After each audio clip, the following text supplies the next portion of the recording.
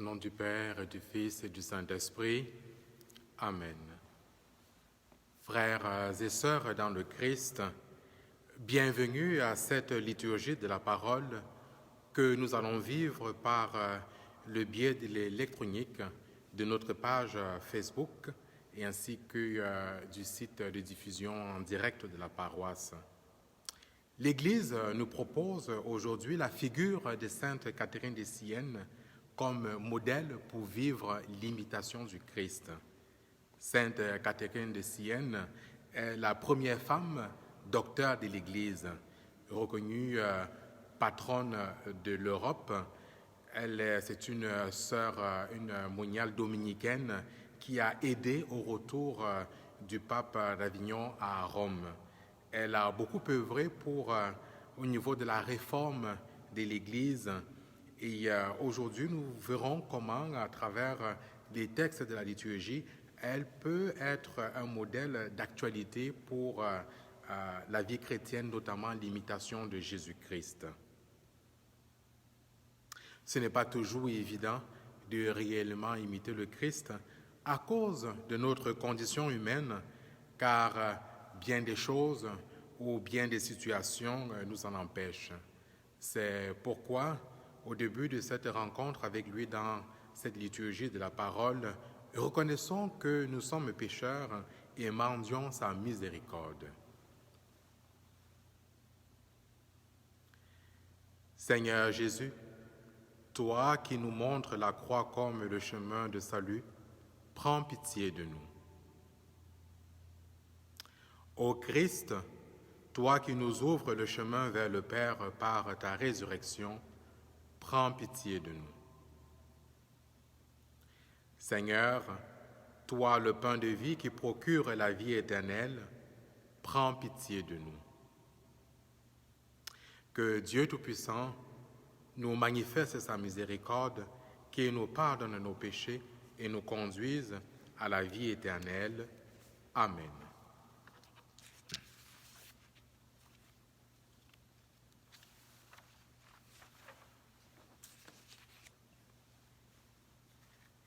Prions le Seigneur. Seigneur, tu as enflammé de ton amour Sainte Catherine de Sienne en lui faisant contempler la passion de Jésus et en l'appelant à servir l'Église. Par son intercession, accorde à ton peuple d'être uni au mystère du Christ pour exulter dans la découverte de sa gloire par Jésus-Christ, ton Fils, notre Seigneur et notre Dieu, qui vit et règne avec toi dans l'unité du Saint-Esprit, maintenant et pour les siècles des siècles. Amen. Frères et sœurs, entrons à présent dans cette liturgie de la parole, dans la liturgie de la parole, avec une oreille attentive et laissons nos cœurs s'enflammer de la présence du Seigneur.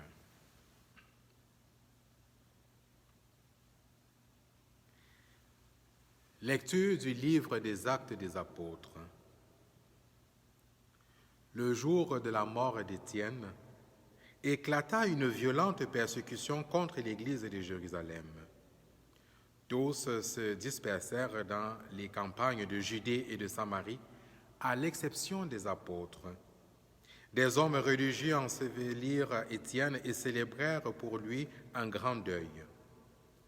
Quant à Saul, il ravageait l'Église, il pénétrait dans les maisons pour en arracher hommes et femmes et les jeter en prison.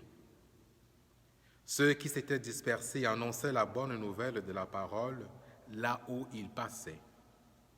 C'est ainsi que Philippe, l'un des 7, arriva dans une ville de Samarie et là il proclamait le Christ. Les foules, d'un même cœur, s'attachaient à ce que disait Philippe, car elles entendaient parler des signes qu'il accomplissait ou même les voyaient. Beaucoup de possédés étaient délivrés des esprits impurs qui sortaient en poussant de grands cris. Beaucoup de paralysés et de boiteux furent guéris, et il y eut dans cette ville une grande joie. Parole du Seigneur.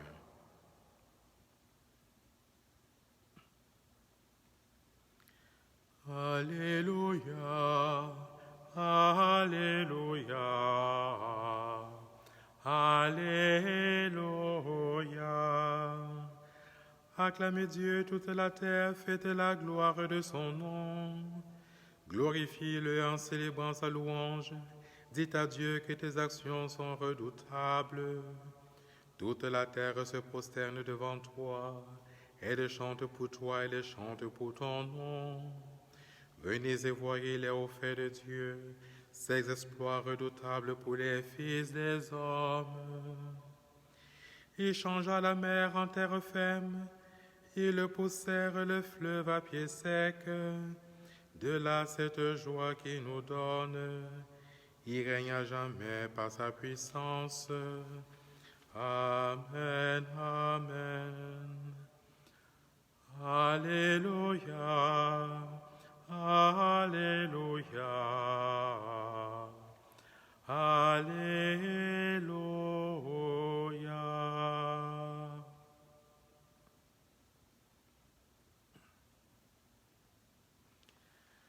Alléluia, Alléluia, Alléluia, Alléluia. Celui qui voit le Fils de l'homme et croit en lui, à la vie éternelle, dit le Seigneur, et moi je le ressusciterai au dernier jour. Alléluia, Alléluia, Alléluia, Alléluia. Le Seigneur soit avec vous. Évangile de Jésus-Christ selon saint Jean. Gloire à toi, Seigneur Jésus. En ce temps-là, Jésus disait aux foules, « Moi, je suis le pain de la vie. Celui qui vient à moi n'aura jamais faim. Celui qui croit en moi n'aura jamais soif. Mais je vous l'ai déjà dit, vous avez vu et pourtant vous ne croyez pas. Tout ce que me donne le Père viendront jusqu'à moi, et celui qui vient à moi, je ne vais pas le jeter dehors. Car je suis descendu du ciel pour faire non pas ma volonté, mais la volonté de celui qui m'a envoyé. Or, telle est la volonté de celui qui m'a envoyé, que je ne perde aucun de ceux qu'il m'a donnés, mais que je les ressuscite au dernier jour. Telle est la volonté de mon Père, que celui qui voit le Fils et croit en lui ait la vie éternelle, et moi, je le ressusciterai au dernier jour. Acclamons la parole de Dieu. Louange à toi, Seigneur Jésus. Chers frères et sœurs dans le Christ, dans la première lecture tirée du livre des Actes des Apôtres, nous sommes encore dans le contexte de la mort du diacre Étienne.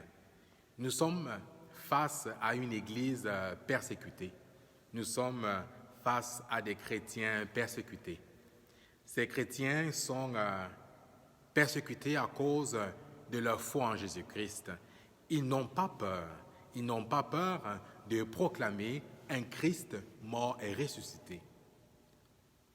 Ceux qui courent après eux, ceux qui les persécutent, ne comprennent pas. Ils ne saisissent pas. Parce que dans le contexte de cette époque, proclamer un Christ mort et ressuscité, c'était considéré comme un blasphème. D'autant plus que le Christ a été mis à mort pour le faire taire, pour stopper son enseignement, pour freiner, l'adhésion massive des personnes, d'hommes et de femmes, à son enseignement. Cela nous renvoie un peu à ce que disait Gamaliel dans les Écritures la semaine dernière, lorsque, devant le conseil, essayait de trouver une solution pour comment réagir devant les chrétiens qui de plus en plus prenaient de la place. Gamaliel leur dit, ne les embêtez pas. Si c'est de Dieu, ça va durer. Si ce n'est pas de Dieu, ça va tomber. Par contre, si c'est de Dieu, ne luttez pas contre Dieu. Ne vous battez pas. N'allez pas en guerre contre Dieu. Est-ce que nous ne pouvons pas dire que c'est un peu le contexte que vivent de nombreux chrétiens et chrétiennes à travers le monde encore aujourd'hui en 2020? Nos frères et nos sœurs sont nombreux à travers le monde à être victimes encore de persécutions. Est-ce que nous ne pouvons pas dire que d'une certaine façon, nous sommes persécutés, même au Québec, à travers le rejet de l'Église? Nous commençons à vivre à travers le monde, dans différents États, que ce soit en France, aux États-Unis, ici et ailleurs, à travers le monde, un déconfinement. Un déconfinement qui se fait en priorité pour des questions économiques. On relègue au second plan le besoin spirituel. Le déconfinement aujourd'hui, mais plus en avant la question économique. Est-ce que ce n'est pas une forme de persécution? Ne pas reconnaître la place de Dieu dans la société, ne pas reconnaître l'apport de la spiritualité chrétienne, de la foi chrétienne, dans un contexte aussi difficile. Ne pouvons-nous pas considérer ça comme une forme de persécution? Mais il existe d'autres formes de persécution. La persécution n'est pas seulement physique, ce n'est pas seulement une privation de liberté. Elle peut être aussi psychologique, elle peut être morale, elle peut être spirituelle. Qu'ont fait les disciples? Dans la lecture, nous avons entendu, ils proclamaient la bonne nouvelle. Mais pas n'importe quelle bonne nouvelle. La bonne nouvelle d'un Christ ressuscité, d'un Christ vivant à jamais. Face à la persécution, face à l'horreur, face à la peur, les chrétiens proclament un Christ mort et ressuscité. Le psalmiste chante le nom du Seigneur. Il chante la toute-puissance du Seigneur. Il rappelle la traversée de la mer Rouge à pied sec. Si on se remet dans ce contexte du peuple d'Israël en exil, sous l'oppression, en esclavage en Égypte, face à l'armée de Pharaon, ils étaient dans la torpeur, criaient après Moïse, « Nous as-tu amenés au désert? Nous as-tu amenés ici pour nous faire mourir sous l'épée des Égyptiens, de l'armée de Pharaon? » Mais non. Le Seigneur dit à Moïse, étends la main, la mer s'est séparée en deux, ils ont traversé la mer Rouge à pied sec. Si on revient dans le contexte des apôtres, dans le contexte de la crucifixion, de la passion, ils ont peur, ils fuient. Eux qui avaient promis être avec le Christ, ils fuient, ils vont s'enfermer. Ils ne comprennent pas ce Christ qui leur a promis, ce Jésus qui s'est présenté comme étant le Sauveur. Ils ne comprennent pas comment celui qui devait nous libérer de l'oppression romaine n'est plus. Comment on a pu le mettre à mort. Mais ils comprendront seulement après la résurrection, lorsqu'il apparaît face à eux, il leur dit, « La paix soit avec vous. Me voici. Thomas, touche, mets ta main dans mon côté. Regarde mes plaies, regarde mes mains. » Nous sommes dans un contexte difficile où il pourrait nous arriver de nous questionner, est-ce que Dieu est vraiment présent? Est-ce que Dieu existe? Face à tous ces êtres chers que nous perdons, que ce soit de la COVID, que ce soit de l'âge, que ce soit de la maladie, de toutes sortes de maladies, des accidents, des événements de la vie. Nous sommes engloutis par ces difficultés. Aujourd'hui, nous ne comprenons pas. Peut-être, comme les apôtres, nous comprendrons après. Cela nous dit justement le sens de la croix, le sens, le regard tourné vers la croix. Et c'est ce que nous enseigne Sainte Catherine de Sienne. Sainte Catherine de Sienne nous a légué un héritage spirituel. Elle parle de l'amour de la croix. Cela ne veut pas dire d'être doloriste. Cela ne veut pas dire d'être sadomasochiste. Cela ne veut pas dire de courir après la souffrance, de courir après l'horreur. Mais de voir dans la croix, de voir à travers la croix de Jésus-Christ un passage vers quelque chose de plus grand. C'est ce qu'a fait Étienne. Étienne, dans la persécution, n'a pas reculé. Nous l'avons vu dans les célébrations antérieures, il y a 2 jours, son visage était resplendissant et ressemblait à celui d'un ange face à la croix. Comment cela est possible? C'est possible grâce à une attitude d'abandon, à une confiance. Comme autre héritage spirituel, Sainte Catherine de Sienne nous parle de l'imitation de Jésus-Christ. Cet amour de la croix nous amène par défaut à imiter le Christ. Cela ne veut pas dire à prendre une croix exprès pour se faire crucifier là-dessus. Cela veut dire comment vivre les événements, les difficultés de la vie, que ce soit la maladie, que ce soit une séparation, la séparation avec un être cher. Comment vivre cela en union avec le Christ?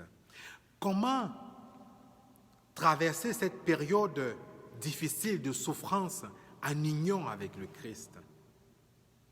Tourner vers lui avec l'espérance qu'après la croix, il va avoir un salut. Après la croix, il y a une lumière, il y a une bonne nouvelle. Et puis finalement, Sainte Catherine de Sienne, elle parle de l'intégration de la croix dans sa vie qui fait en sorte que nous sommes décentrés de nous et nous nous ouvrons aux autres. Nous nous ouvrons aux autres.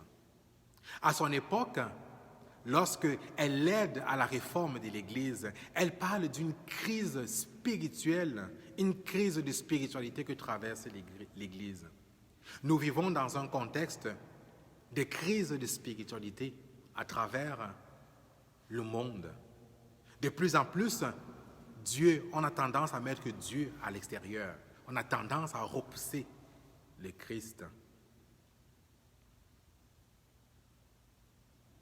Sainte Catherine de Sienne nous propose la croix. Saint Paul disait dans la première épître aux Corinthiens que la croix, c'est une folie pour les Juifs. C'est un scandale pour les païens. Mais pour nous, c'est le symbole des chrétiens. Chers frères et sœurs dans le Christ, demandons au Seigneur la force et la grâce de ne pas désespérer face aux difficultés de la vie, aux événements de la vie, mais de trouver à travers le regard fixé sur la croix la force et le courage pour avancer. Sainte Catherine de Sienne est une figure, est un modèle qui nous est donné aujourd'hui. Saint Étienne, comme diacre, comme martyr, nous est donné aujourd'hui. Amen.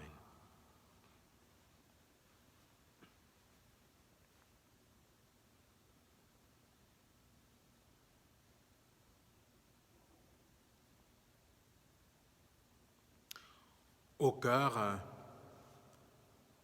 de violentes persécutions contre l'Église qui ont fait suite à la mort d'Étienne, les apôtres, dans une confiance indéfectible en Jésus-Christ, mort et ressuscité, ont annoncé la bonne nouvelle de la parole de Dieu là où ils passaient.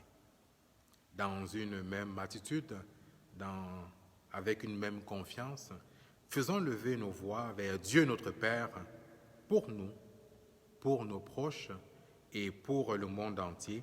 Et après chaque intention, nous pourrons reprendre Vous, depuis la maison, Seigneur, écoute-nous. Seigneur, exauce-nous. Pour tous les chrétiens et chrétiennes persécutés à travers le monde, qu'ils trouvent dans l'imitation du Christ mort et ressuscité la force de témoigner de leur foi, prions le Seigneur. Seigneur, écoute-nous. Seigneur, exauce-nous. En ce temps de déconfinement, où les questions économiques sont priorisées au détriment des besoins spirituels, que nous gardions nos flammes allumées pour être témoins du Christ à jamais vivant au cœur de nos quotidiens, prions le Seigneur. Seigneur, écoute-nous. Seigneur, exauce-nous.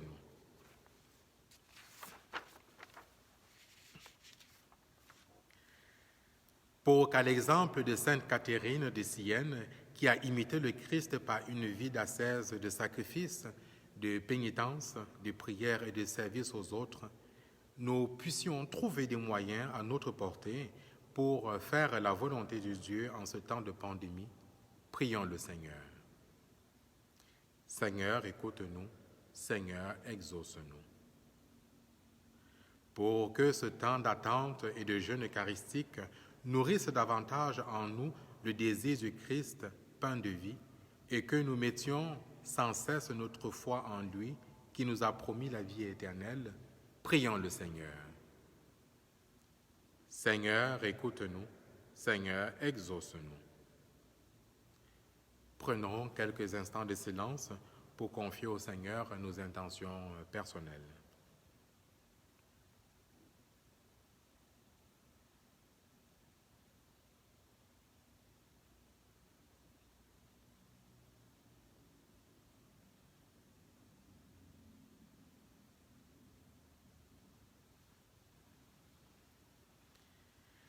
Dieu notre Père, toi qui nous as donné le pain de vie descendu du ciel, afin que nous ayons déjà dès ici-bas un avant-goût du ciel, sois favorable à nos prières et donne-nous d'être davantage préoccupés à rechercher les choses d'en haut.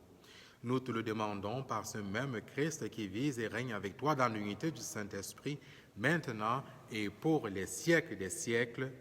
Amen.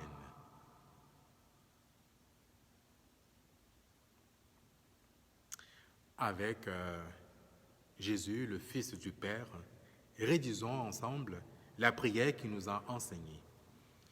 Notre Père, qui es aux cieux, que ton nom soit sanctifié, que ton règne vienne, que ta volonté soit faite sur la terre comme au ciel. Donne-nous aujourd'hui notre pain de ce jour, pardonne-nous nos offenses, comme nous pardonnons aussi à ceux qui nous ont offensés, et ne nous laisse pas entrer en tentation, mais délivre-nous du mal. Car c'est à toi qu'appartiennent le règne, la puissance et la gloire, pour les siècles des siècles. Amen.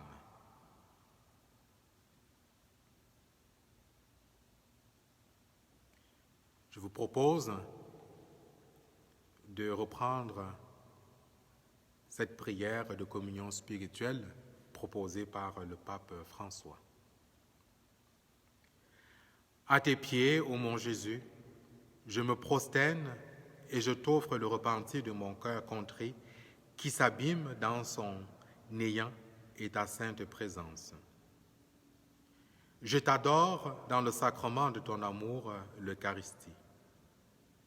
Je désire te recevoir dans la pauvre demeure que je t'offre, mon cœur.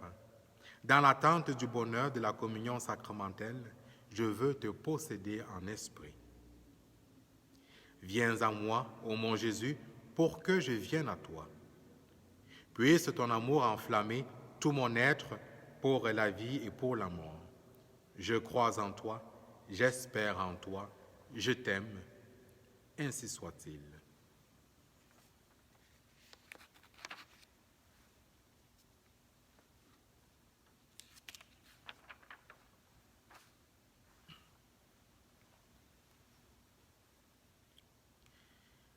Que la vie éternelle nous soit donnée, Seigneur, puisque nous communions spirituellement à la table du ciel où Sainte Catherine de Sienne trouvait un aliment capable de soutenir aussi la vie de son corps. Par Jésus-Christ, ton Fils, notre Seigneur, qui vit et règne avec toi dans l'unité du Saint-Esprit, maintenant et pour les siècles des siècles. Amen.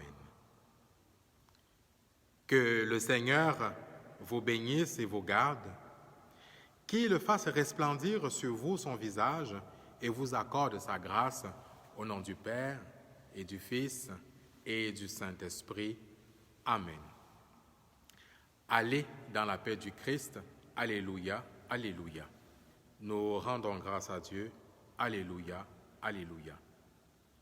Je vous souhaite une bonne fin d'après-midi, un bon début de soirée et rendez-vous demain à 16h pour vivre l'Eucharistie en direct présidée par notre curé, l'abbé Pierre Gingras. À bientôt. Au revoir.